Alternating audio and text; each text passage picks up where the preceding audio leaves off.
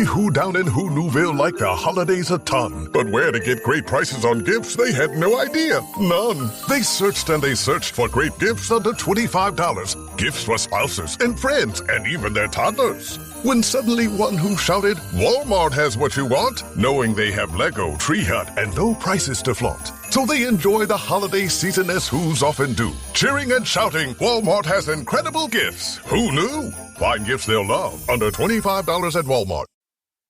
This episode is brought to you by Indeed. Stop waiting around for the perfect candidate.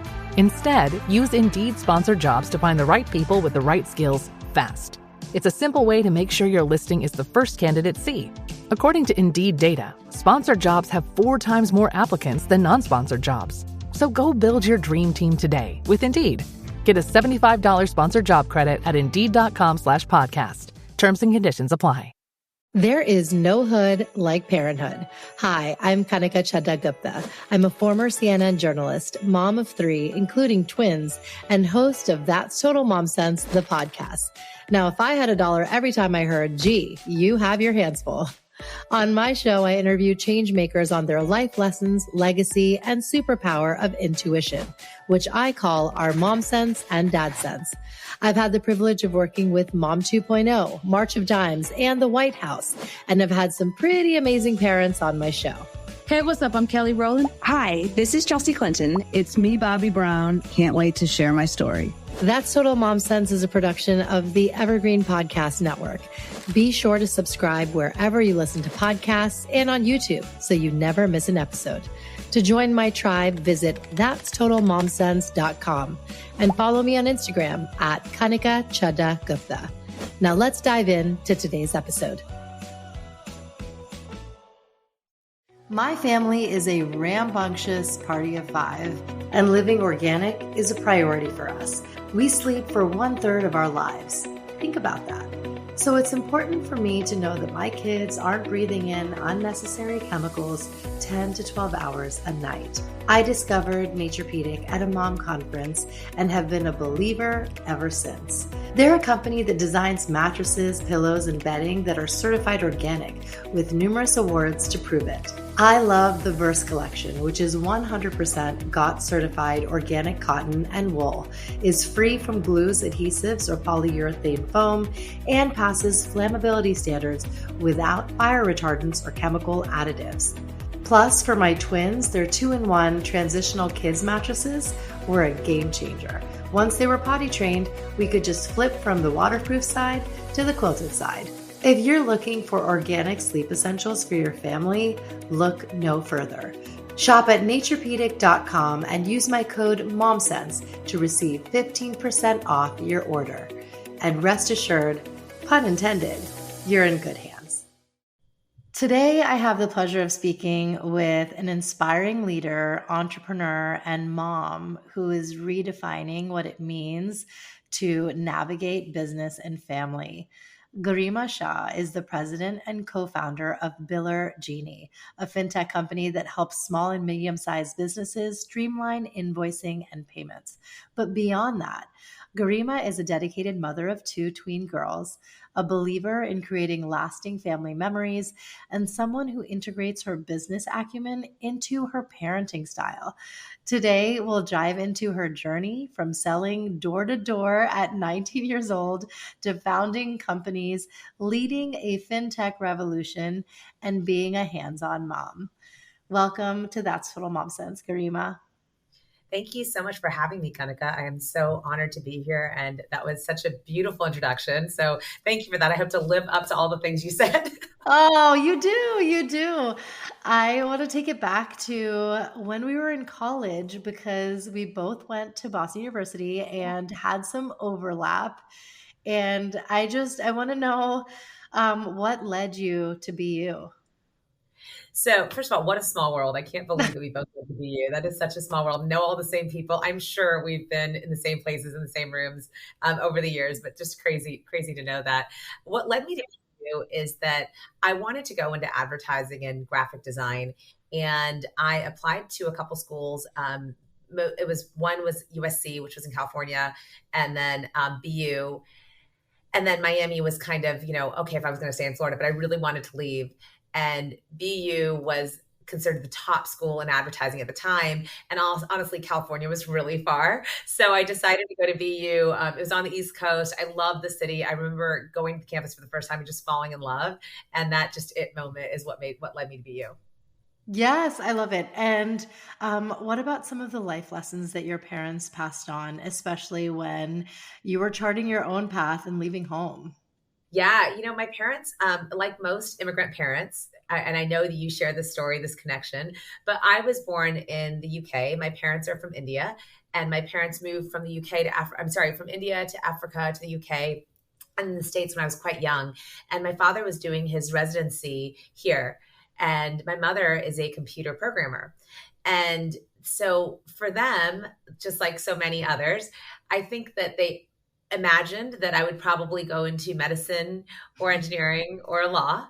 And when those didn't really seem like a great fit, I remember my parents being like, they were actually very supportive and very like, well, look, whatever, the world is your oyster. You're kind of a wrecking ball. So whatever you want to do, and I've always kind of been that way. So whatever you want to do, it's gonna be a lot of fun. So they were very supportive of the idea of advertising. And they thought that communications would be a lot of fun. And they knew I loved public speaking. And so that was all great. The sales, not so much. When I ended up in sales, that was definitely a very big shock to, I think, them and probably everybody else around me. Yes, I love that. And I think, there's a beauty in the pivot. I relate to this completely because I was at SMG, the School of Management, as a freshman. And I just was like, I don't belong here. I just felt like, oh my gosh, I wish I could go to comm, which is where you were. And it's amazing how we swapped. Because once I got into media and did my master's at University of Miami, actually, that's when I felt like I found my groove. And oftentimes college isn't, the only foundation you need to be like, okay, I'm going to solidify myself in this industry. You just change it up. And I love how you took whatever you learned in comm, but applied it to finance and sales. That just makes you so much more well-rounded.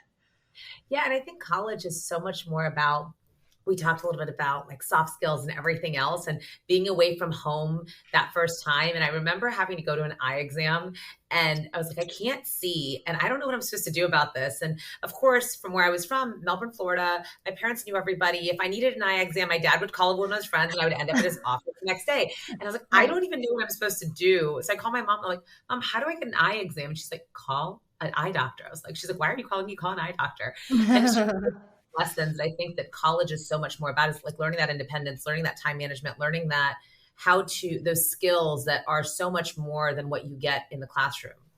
Yes. And you did decide to graduate early at the ripe age of 19. And that's when you started your first kind of foray into the career that you're doing now, selling door to door for Bell South Communications. And you quickly became the number one sales rep in the country, which is just incredible. So tell us about that. So I moved down to Miami because my husband, then boyfriend, which it would have been really crazy if that didn't work out because I moved all the way to Miami for it. Right? Yes. But, so I moved down to Miami because that's where he was. He was University of Miami. And I wanted to work there and live in Miami because I also am not a cold weather kind of girl. I'm a Florida girl through and through. Yeah.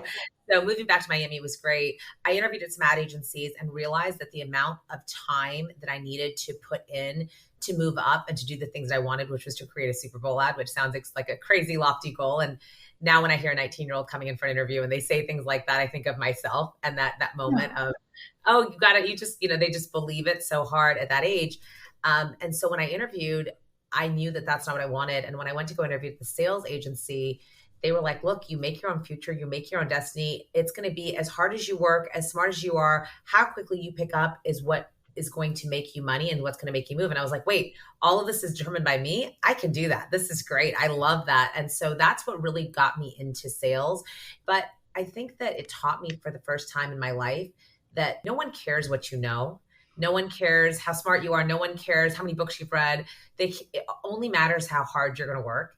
And It was really inspiring to see the people around me say, well, no, if you just work harder than everyone else, you're going to win. And that was the first lesson that my first boss taught me, is that if you just work harder than everyone else and you just really focus and put that passion every single day, you're going to succeed. And I think that that's driven me so far forward in my career, because it is really about that work ethic. And really, no one cares that you know something. No one cares that you did this yesterday. It's what are you going to do today? How are you going to show up? What's that passion they're going to bring? And door-to-door sales sucks, especially in my Yeah. like Oh my gosh. 100 degrees, wearing a suit, you're sweating. It sucks. But I mean, it's the best.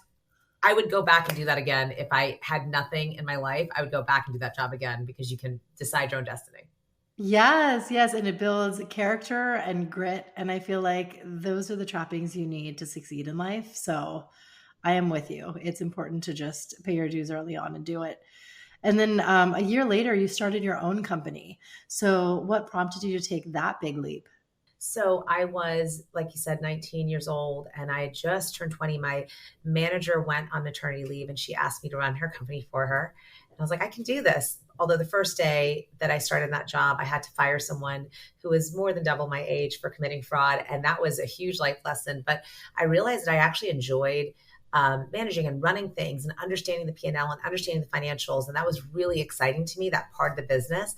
And so I decided, well, I could do this on my own. And I decided to open a sales and marketing firm. And that's how I got into fintech, because my first client was a fintech payments company. And I had no idea what I was selling. I just knew that I could teach people how to sell and things would be great. Mm-hmm. Wow. Wow. Wow. Wow. And how did you break through barriers in the industry? Because, fintech is very male dominated, and, there's no denying that you have to make yourself seen, heard, and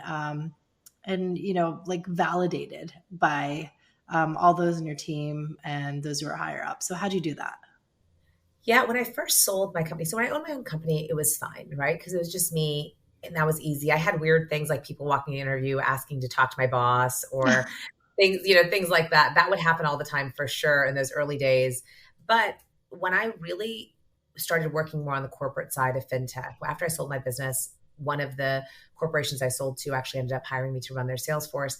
And that's when I first felt this, hold on, you're expecting different things of me. I remember people telling me that, only wear black suits, don't wear red lipstick, wear closed-toed shoes, you're entering a boardroom. And I am a sparkly pink, make it all fun kind of chick. This was hard. And there was a lot of this speak when you're spoken to kind of atmosphere. And I think that took me a few years to get over. And I think that what the turning point was, I remember very clearly, I was probably 24, 25 years old in a board meeting near Wall Street. And what was being said was completely inaccurate, just 100% inaccurate, totally wrong. And, there was all these kind of talking heads who were much older than me, male, and just having this conversation that was inaccurate. And so I couldn't keep myself quiet any longer. I'm not very good at keeping quiet to begin with. Mm-hmm. So, wait a second, that's not right. And let me tell you all the reasons. And here's all the facts. And here's this. And I remember the chairman of the board, he pulled me aside and he's like, why don't you do that more often? Your input is valid. You should do that more often. And that was great. And I think that was the turning point for me to just be more myself and wear the sparkles, wear the open toes, have fun, speak loudly, be heard, but just make sure you're prepared to answer questions and make sure that you have all of that in your back, because you will be scrutinized more. You will be probably taken for granted more. So you need to be more prepared. You need to have more information. You need to know your stuff probably better than everyone else in the room when you are younger, when you are a different gender, when you are a minority, all of those things. But I will tell you that I actually think it's fantastic because I think you stand out more. People remember you. They remember my name. They remember what I said. They remember meeting me.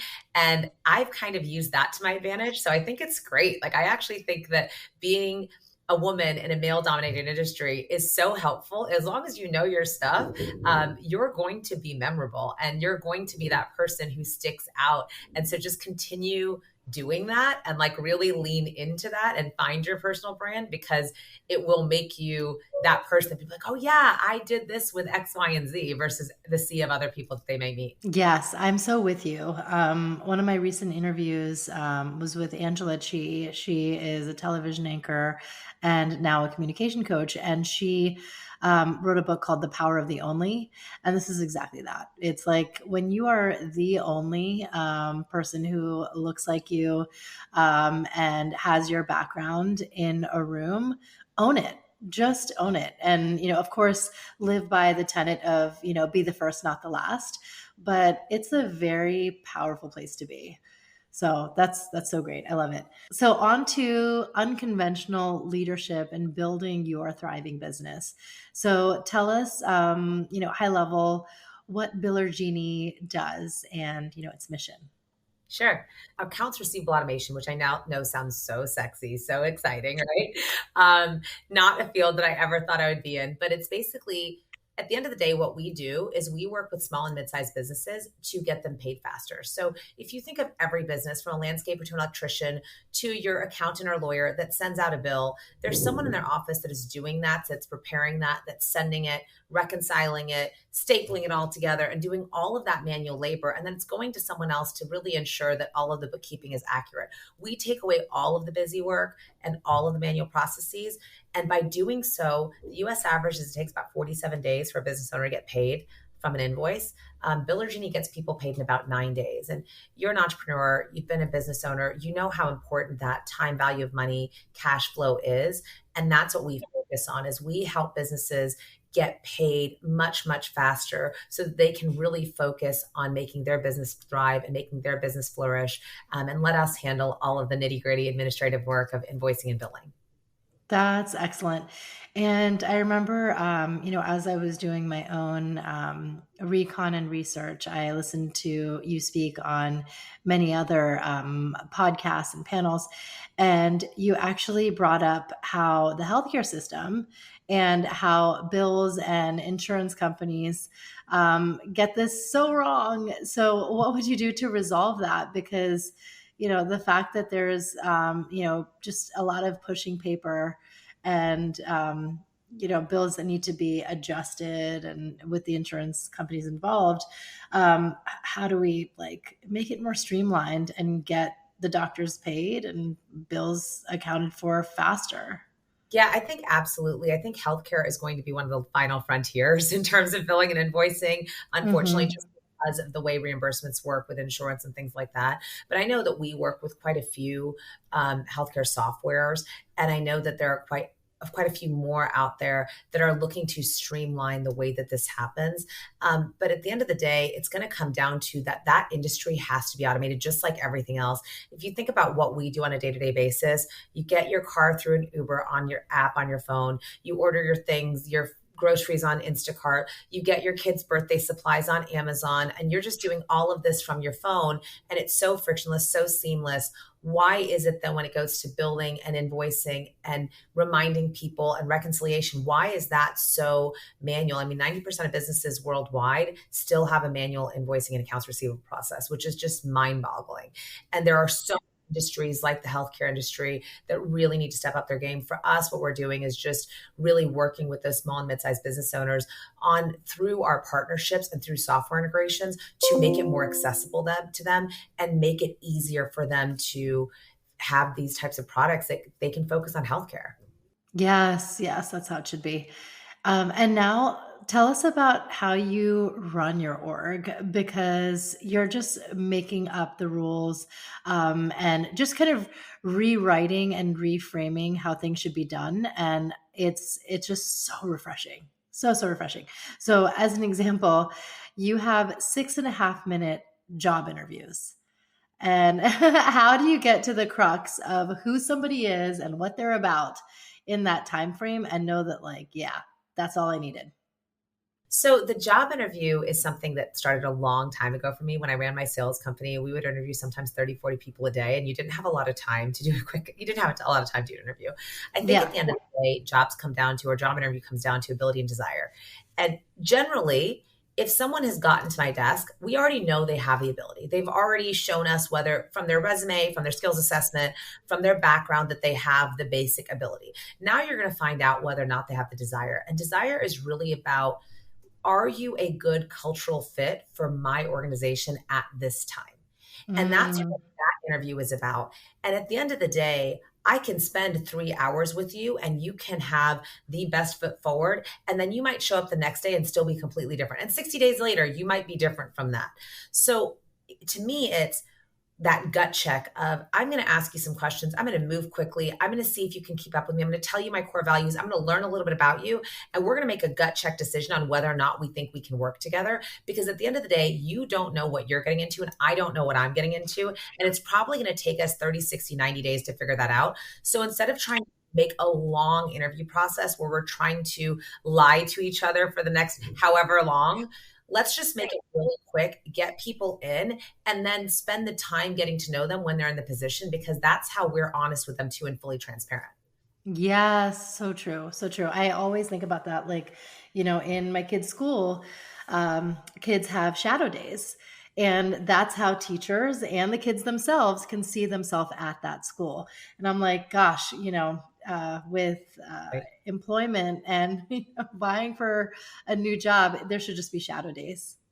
Like, absolutely. Do you like it? Can you hack it? Like, that's all it comes down to. Yeah, because you don't know what you're signing up for. And I feel like sometimes people feel like an interview and they feel like they have to impress the interviewer.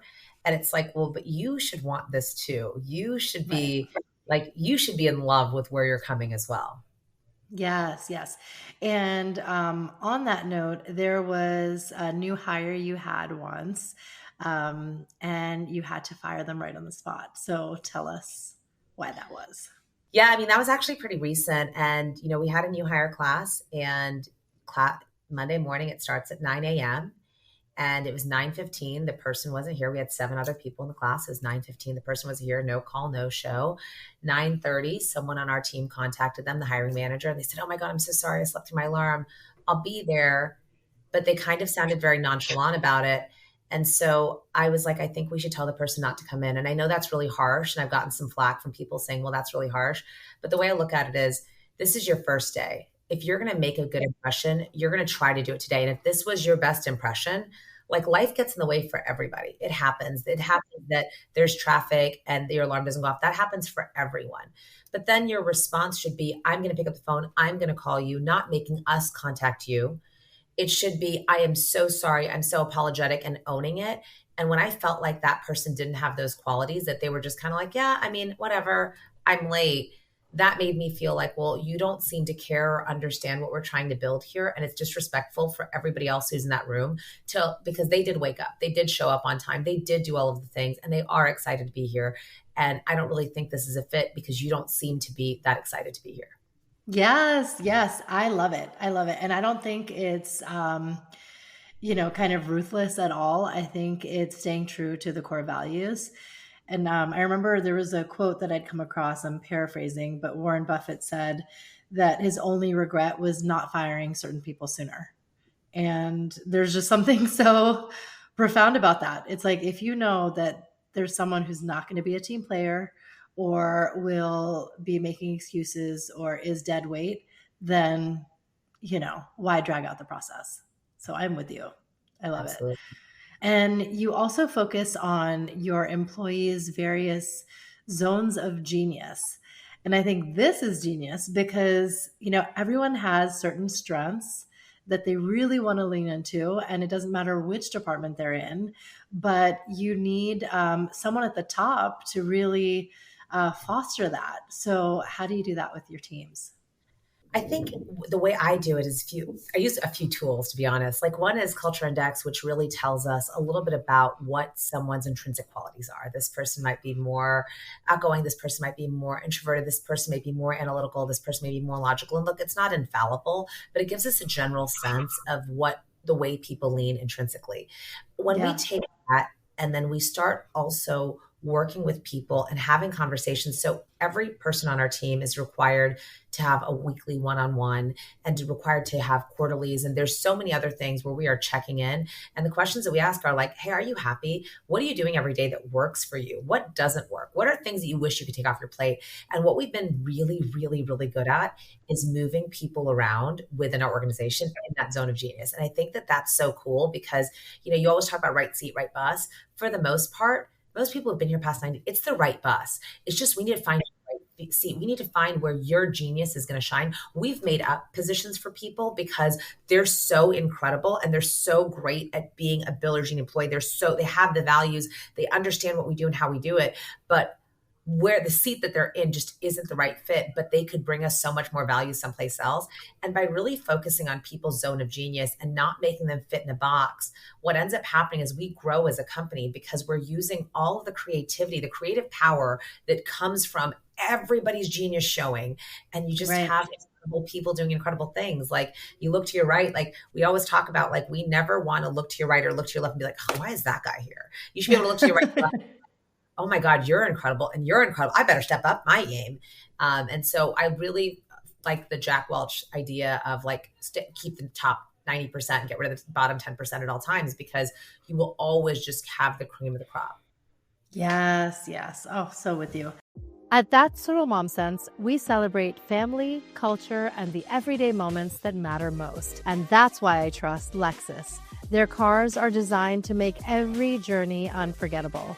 This AAPI Heritage Month and beyond, Lexus honors the strength and stories of our community, because when luxury meets legacy, the standard is amazing. Head to Lexus.com and follow Lexus USA on social media to find your next adventure. You've also cultivated a book culture in your company where everyone has required reading. So what are some of those books? I wanted to be a teacher at first when I was in school. And so I think I make people do a lot of like PowerPoint presentations and read a lot of books. But I mean, that's great. Before people start, they have to read a book called What the Heck is EOS before their first day, which is just tells them about how we run as a company, what values we use, what are metrics, what are KPIs.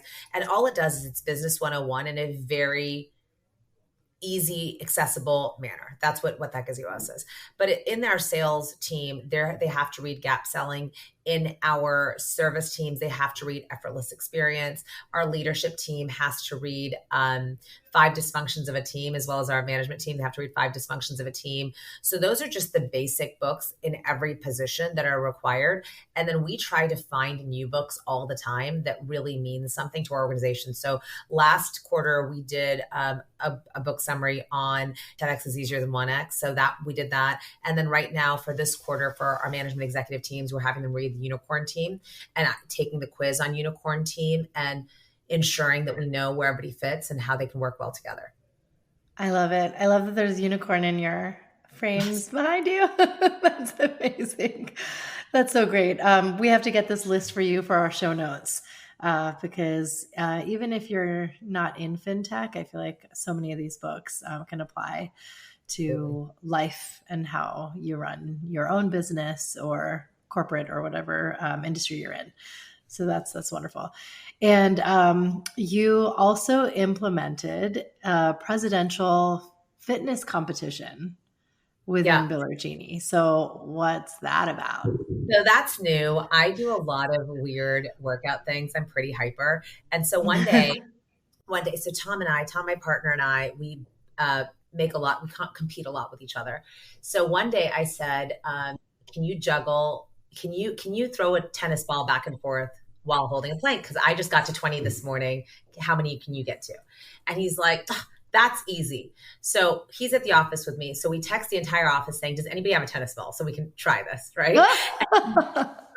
Someone had a tennis ball in their car and Tom got on the floor in the middle of our conference room and he demonstrated. And of course he failed. And then I showed everybody how to do it. And then I was like, anybody who can beat me, gets free lunch. So someone got on the floor and she beat me and she was awesome. And that came up with this idea of what if we had this presidential physical fitness? We talked a lot about like resolutions, and we don't talk about resolutions. We talk about non-regrets instead of resolutions. So what would you not want to regret this year? So we have a big board about non-regrets. And a lot of people talked about being healthy lifestyles. So we started doing this thing where we have a different challenge kind of every 2 weeks. And it could be a squat challenge. It could be a juggling challenge. It could be just whatever, just funny little things.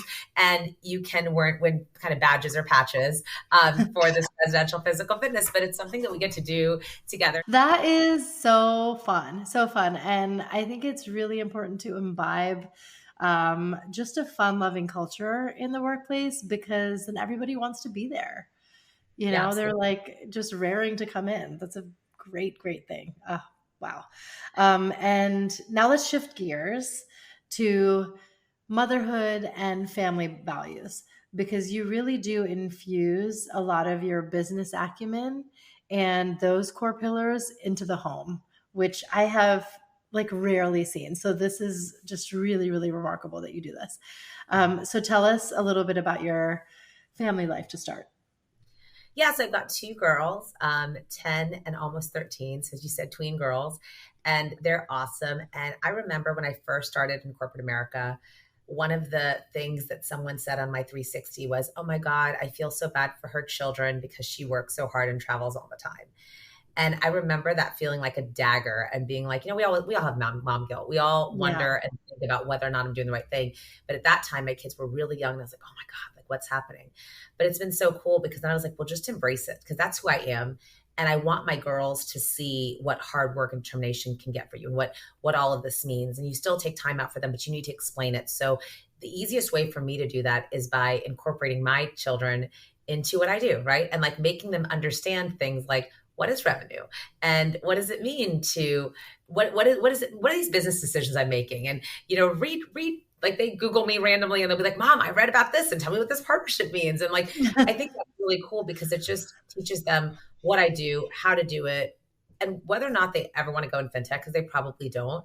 It's just them learning how business works because those values are going to mean something regardless of what industry they go into.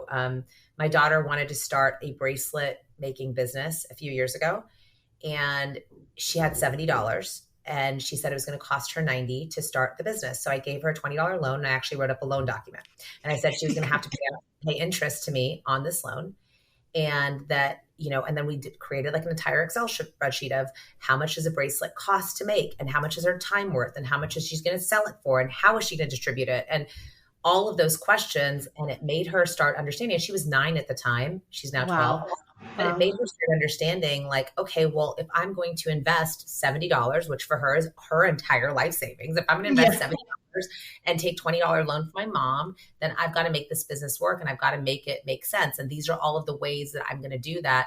And so that's really how I incorporate some of those things because they learn really early and they're so excited about it. They love that stuff.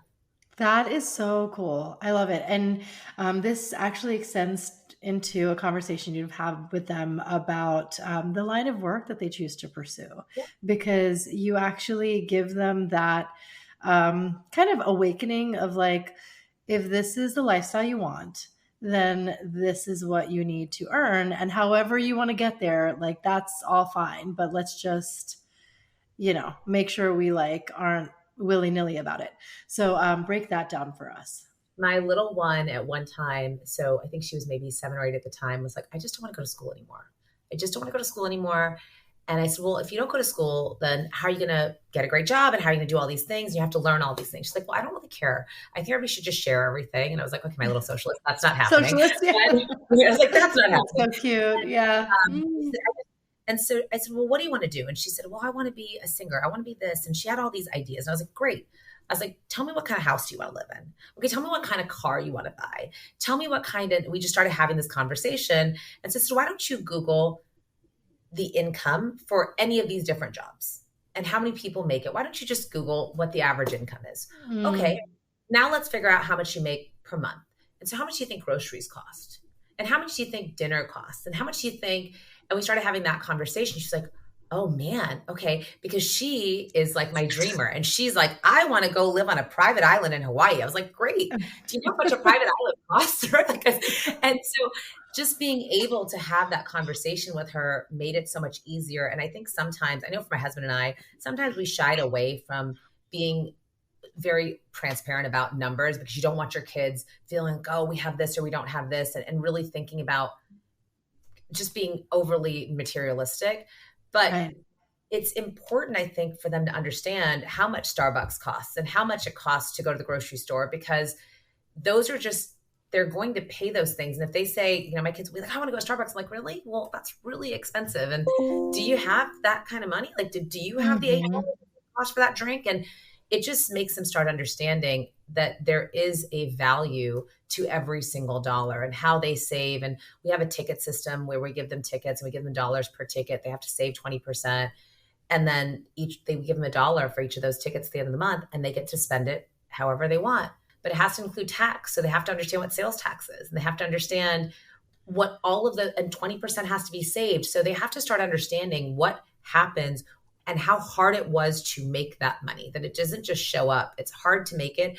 And so you have to be very conscientious about how you spend it and how you invest it and how to make your dollar worth more, not just how do we spend the dollar that we have today.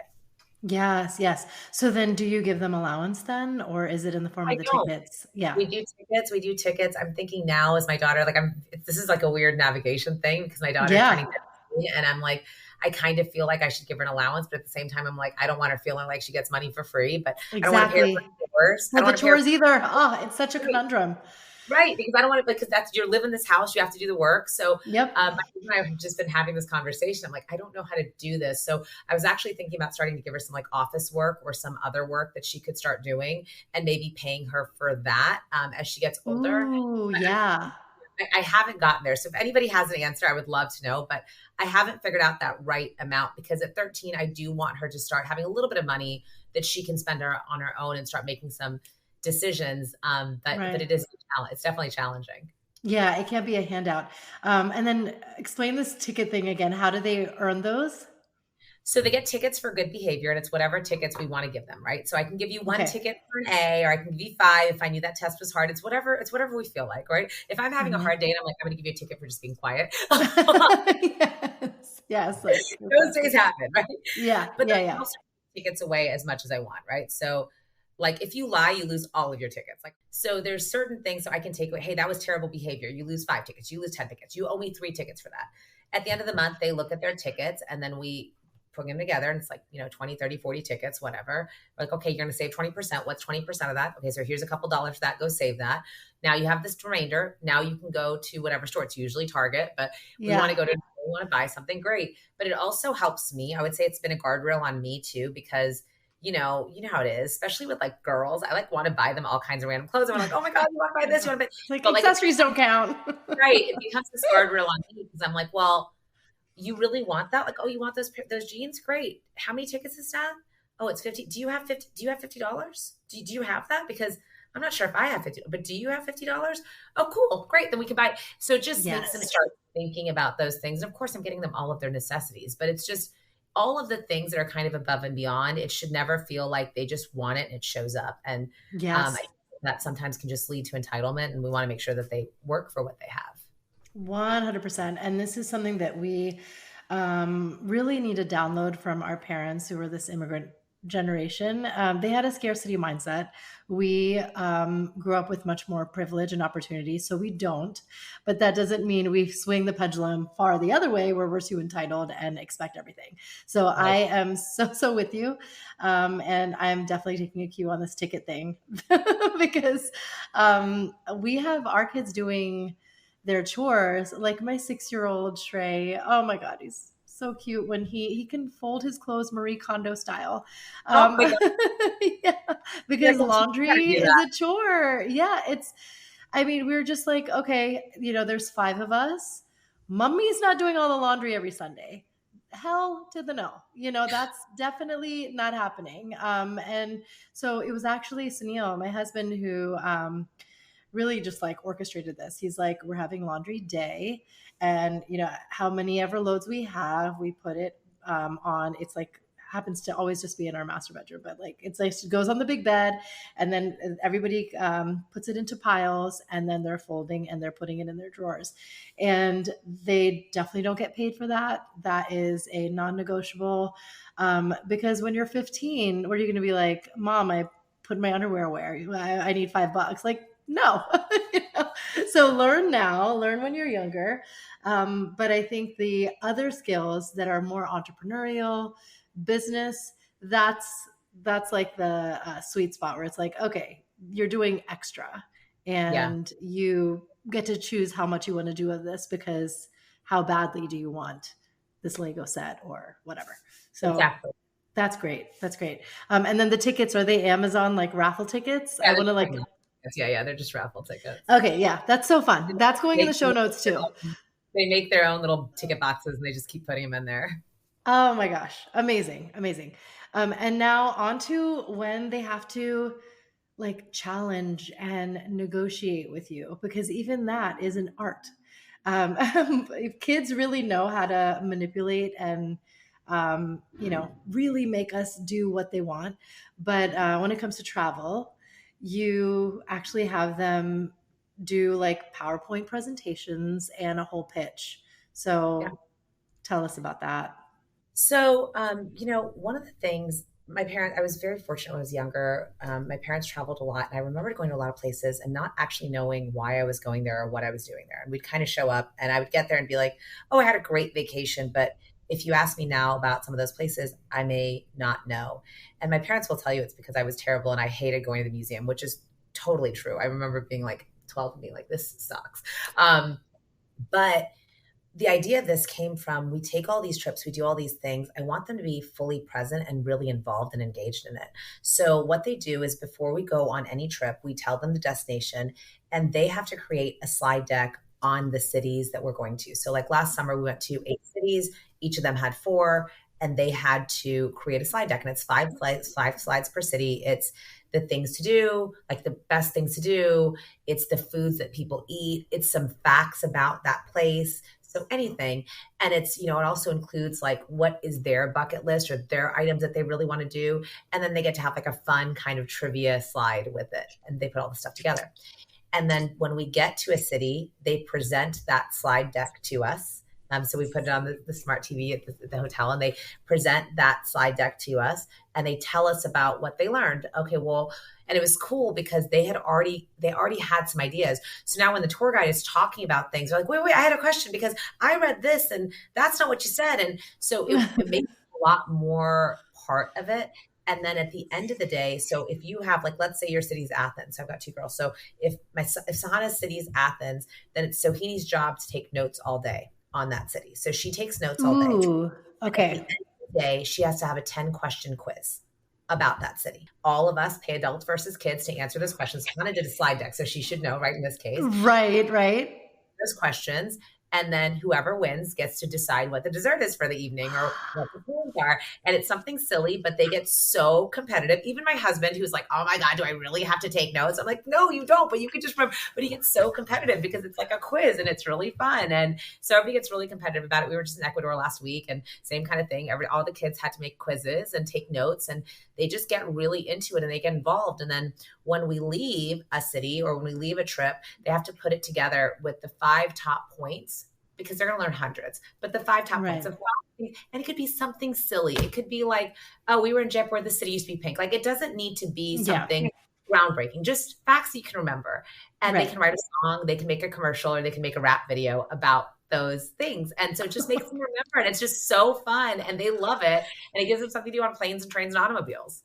Oh my goodness. Oh, you're just like a wealth of knowledge. I love it. I love how you're making us turn travel, which can be a very begrudging thing when you're schlepping kids along, into something fun. And it revives the fun for, the adults too. And I'm so with you. Like, my twins are 8 and my younger one is 6, and they love trivia. They love when they get to play Jeopardy in their classes, and so why not pique their interest there and do that? Sohana, I have a Sohana, which is so similar. And she just gave a presentation on the Statue of Liberty, which we just saw, this summer, actually, with cousins from Australia in town. But even that, like, I was so impressed with how she learned how to command a room. She had her poster board. She didn't look at it. And she was like, did you know there are 354 steps in the Statue of Liberty? And fun fact, it's like, and I was like, this is amazing. Look at her. Yes. Yeah, I know. I was very, very proud. And I thought, okay, if they can hone in on this skill, and everyone can do it. This is for the listeners, of course, that make sure that you nurture that in your kids. And if they're not getting that in school, then do it with your family travel. Like, what did we do at Disney? You can clearly like make a game or a song or something out of it. So that's fun. Yeah, absolutely. And I think it always comes back to, and you and I talked about a little bit, those soft skills, because especially with AIML, and everything else that's happening in every industry, a lot of jobs and what our kids are going to do looks completely different than what the jobs are today. And we don't even Yeah. know what those jobs are going to be. And so trying to prepare them for those jobs today is almost a futile effort, because even if I look Yeah. at what we do, our parents couldn't prepare us for the things that we do today, of no fault of theirs. It's just technology and everything has changed so much.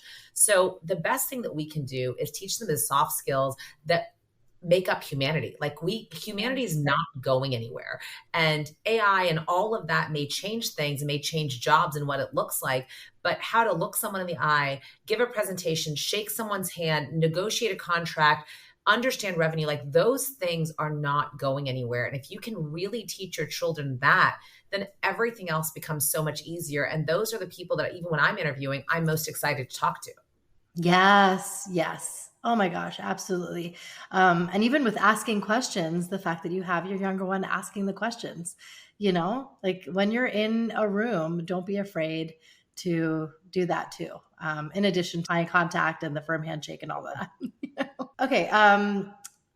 What is next on the horizon for you? What are you excited about on the professional front, personal front? So we are growing like crazy at Billergenie. We are 200 to 300% growth. We've been around since 2020. We are definitely older founders, and we're growing extremely fast and really excited about that kind of growth and what we've experienced. And that doesn't seem to be slowing anytime soon. We're opening a huge office down the street from where we are today because we've run out of space. And then we're also opening an office in Belfast, UK. So both of those offices are opening in June. We'll probably be at like 150 employees by the end of the year, 125, 150 employees at the end of the year. So really excited just to grow the culture, grow our partnerships, and become the de facto solution for small and mid-sized businesses to help them solve this problem that they have. And so really excited we're on that trajectory, and that's going to continue. On the personal front, I have my own charity called Brown Girls on a Mission, and it has been really exciting. I started that about less than a year ago. And it's all about service. It's not about it's not about writing a check because that's easy. It's about actual volunteerism. And the idea is that a person can, if you spent 2 to 4 hours a month giving back and just being kind, like how much different would the world be? And that's what we do. And so forcing ourselves and our children and everybody in the community to spend 2 to 4 hours a month, which is not that much, just giving back in any way and just being kind and being a community. So I'm really excited about the continued growth there, and having my kids, they're very involved and they help with the marketing and they help with the business side and they help with all of that. And I want them to continue because we just can't build a strong community without that. Yes. Oh my gosh. Well, we're going to reconnect again offline because I'd love to get my family involved. That's wonderful. I love it. And is there a mom sense moment? And by that, I mean your sixth sense, we all have it, that you just can look back on and say, wow, I'm so glad I trusted that voice because it led to a great outcome. I think for all of us, there's probably lots and lots of those moments. Yeah. For me, it generally tends to be around people, but especially with my older one who sometimes can be tentative and she will be like, I don't know if I want to do this. There's been a lot of moments where I feel like I have pushed her to do things I know are good ideas, and she's said absolutely not. And I've allowed her to go with that feeling. And that has probably been the most rewarding. Watching her make those decisions, watching her either be amazing and succeed in her own idea or fail and be like, oh, I just should have tried it differently. I think that's really hard to do. And that's been my mom's sense of just like, hey, the whole let them idea, let them, I think that's been some of my mom's sense of like, hey, it's all going to work out. We're just going to let them. And none of this is going to change anything. It's not going to change the world if we make this decision differently. But if we allow, I think my mom's sense has been a lot in the past few years of just, how do we just let them make decisions and let them fail? Yes. That's so, so important because at the end of the day, our kids are not ours. They're individuals in their own right. And so whatever pitfalls they face or the circumstances they have to navigate, that is their karma. And so as much as we want to guardrail or protect it, we got to let them. Absolutely. So it's so, so true. And now where can our audience and listeners and viewers find you and follow you? Absolutely. So LinkedIn is definitely the best way. Garima Shah. And obviously come find us at Villargenie. If you have a small business, we'd love to help you. Looking forward to talking to all of you. Thank you, Garima. This was such a treat. Thank you so much for all of your fun, insightful feedback and help as we navigate this journey. It's so nice knowing that we have you in our corner. So thank you. You as well. Thank you for all you do. Your podcast is incredible. I'm so honored to be a part of it. Thanks for listening to this episode of That's Total Mom Sense. You can listen to the audio version wherever you get your podcasts.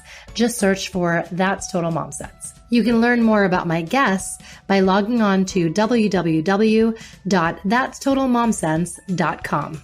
Be sure to follow me on Instagram, where I'm most active on social media. My handle is @Kanika And if you have ideas for show topics or guests you can't wait to have on the show, write to me at thatstotalmomsense@gmail.com. And lastly, please rate, review, and subscribe to That's Total Mom Sense if you haven't already. Thanks for being in my tribe.